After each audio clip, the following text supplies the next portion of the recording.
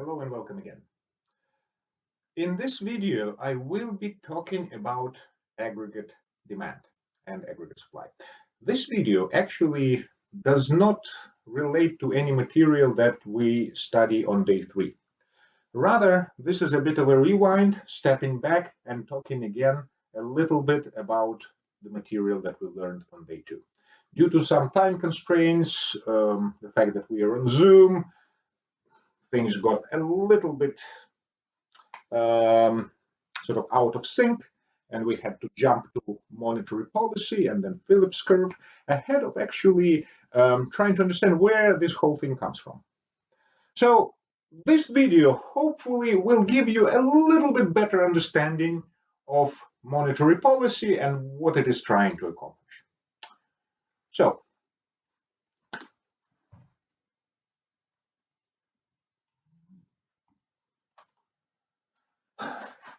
normally, we would be graphing the demand with the axis of price and quantity.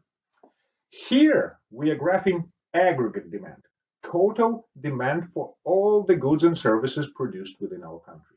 That is consumption goods, investment goods, demand for government purchases, and net export demand.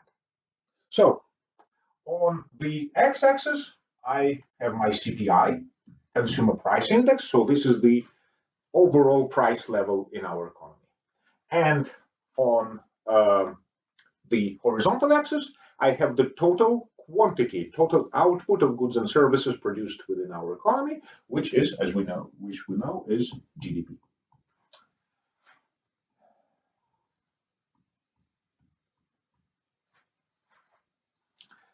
And this is aggregate demand. Now, aggregate demand looks exactly like the normal demand for a laptop computer or for a t-shirt. However, the reasons why it slopes down is very different, because we're not talking about just price of a computer. Price of a computer goes down, you would be more inclined to buy a computer. This is the overall output within our economy. So there are effectively 3 reasons why aggregate demand slopes down. The first one is perhaps the simplest one. It's called the wealth effect.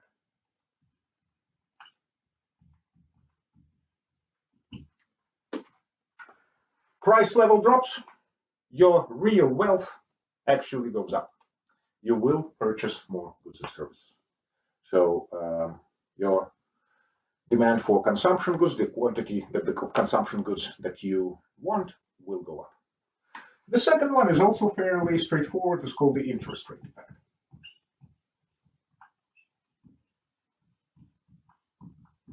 CPI has almost direct correspondence to the interest rates. And as interest rates drop, the quantity demanded of investment goods, interest rate sensitive goods, will also go up. The third one is a little bit more convoluted. It's called the exchange rate effect.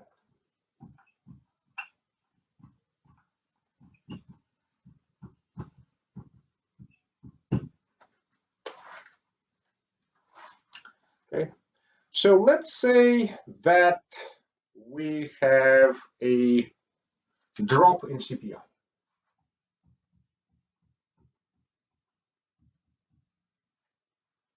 Now, as I mentioned, there is a direct relationship with interest rates there. Interest rates will drop as well.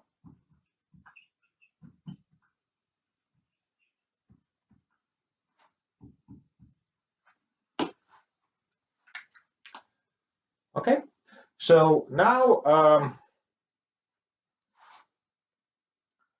think about what's going to happen. Let's say that New Zealand interest rates have gone down. Therefore, they now become relatively lower compared to the rest of the world. Now, you are a rich business person from Japan. You're thinking where to deposit your money. New Zealand is no longer a very attractive destination for your capital, because again, the interest rates are now lower.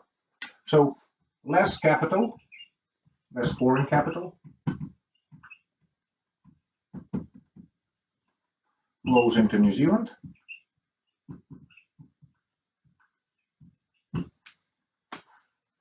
less demand for New Zealand dollar.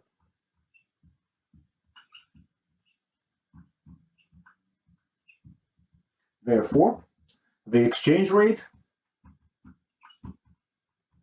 drops. Okay? Now, and this is very important if you are into import-export business. It's a key concept to understand here. So, exchange rate is just the price. It's a price of one currency in terms of another. And as we know, if demand for something drops, the price of that product, or in this case, exchange rate, currency will drop. So, what is that going to do? I need a little bit more room here.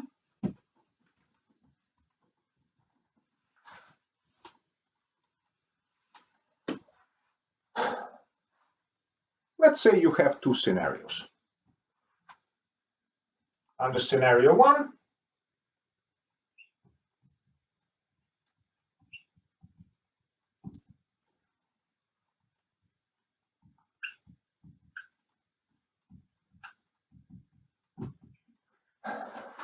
let's say I have two potential exchange rates between the US dollar and the New Zealand dollar. The first one is 0.8, meaning that 1 New Zealand dollar will buy you 80 cents American. The second one is 0.7, again meaning 1 New Zealand dollar will buy you 70 cents American. If you are a New Zealand exporter, you're exporting wine to America, which exchange rate do you prefer? Number one or number two? The answer is number two. Okay. Let's say that you export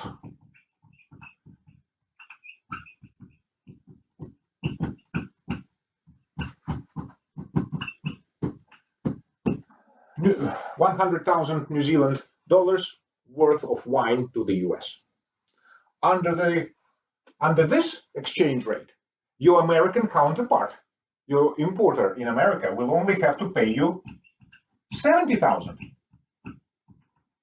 But if the exchange rate all of a sudden increases to 0.8, then for the same exact quantity of wine, for the same exact New Zealand dollar value of wine, your American counterpart will now have to pay $10,000 more. At which point they will say, you know what? I'll import my wine from Argentina. Thank you very much. So a lower exchange rate benefits our exporters. It makes our exports more competitive on the world stage. Well, of course, everything in economics is a double-edged sword.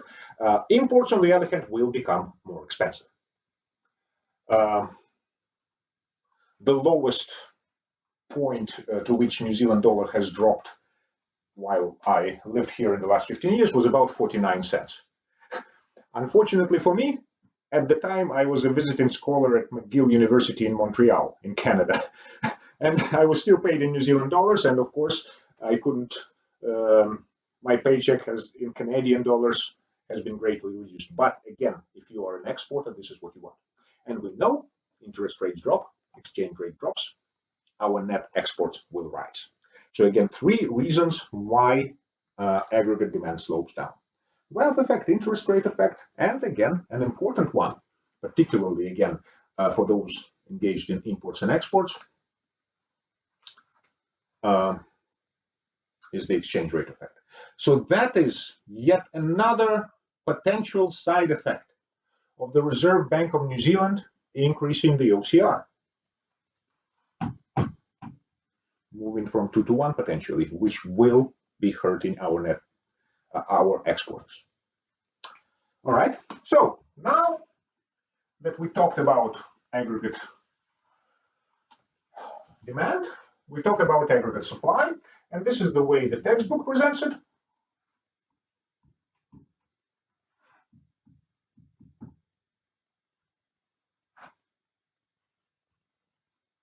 That aggregate supply has 3 ranges: horizontal, intermediate, and vertical. Horizontal means that basically, look, I will try to explain it from the point of view of a worker. Right? Horizontal basically corresponds to a recession. Our GDP is very low. Unemployment is quite high. You will be willing to work without demanding higher wages.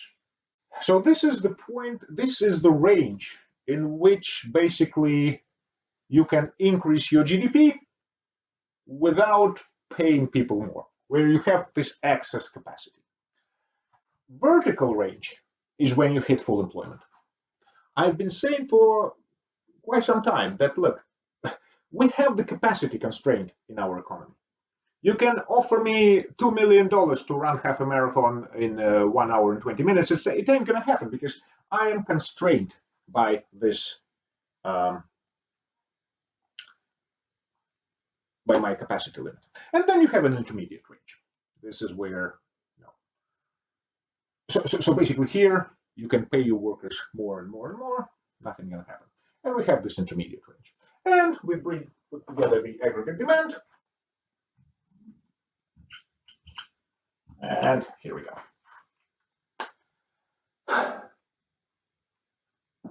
So this is basically our aggregate equilibrium. Thank you very much for listening, and I will see you in the next video.